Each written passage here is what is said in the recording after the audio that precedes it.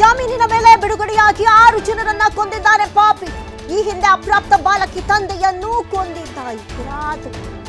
ಕಂಠ ಪೂರ್ತಿ ಮದ್ಯವನ್ನ ಕುಡಿಸಿ ಬಾಲಕಿ ಏನಿರ್ತಾಳೆ ಅಪ್ರಾಪ್ತ ಆಕೆಯ ತಂದೆಯನ್ನ ಈತ ಹತ್ಯೆಗೈದಿದ್ದ. ಕೊಲೆಗೈದು ಹೃದಯಾಘಾತ ಆಗ್ಬಿಟ್ಟಿದೆ, ನ್ಯಾಚುರಲ್ ಡೆತ್ ಆಗ್ಬಿಟ್ಟಿದೆ ಅಂತ ಬಿಂಬಿಸಿದ ಆರೋಪಿ. ಆದ್ರೆ ಆತ ಸಿಕ್ಕಾಕೊಂಡ. ಈ ಬಗ್ಗೆ ದೂರು ನೀಡಿದ್ರು ಪೊಲೀಸರು ಕ್ರಮ ಕೈಗೊಳ್ಳದ ಆರೋಪ ಕೂಡ ಇದೆ.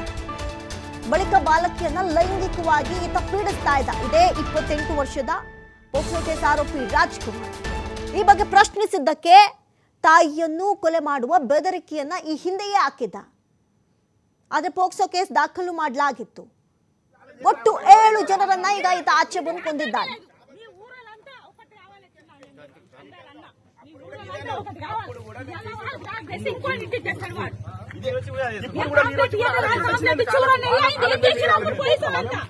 అప్పుడు కూడా ఇదే అన్నారు. అప్పుడు కూడా మేము కేసు ఇదే ఇప్పుడు కూడా మీరు వచ్చి కూడా ఇప్పుడు వాళ్ళకి బొట్లేం అంటారా అని అన్నట్లే. మేము ఇప్పుడు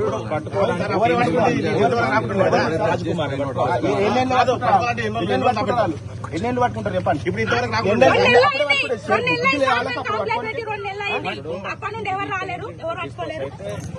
ఇప్పుడు ఇష్యూ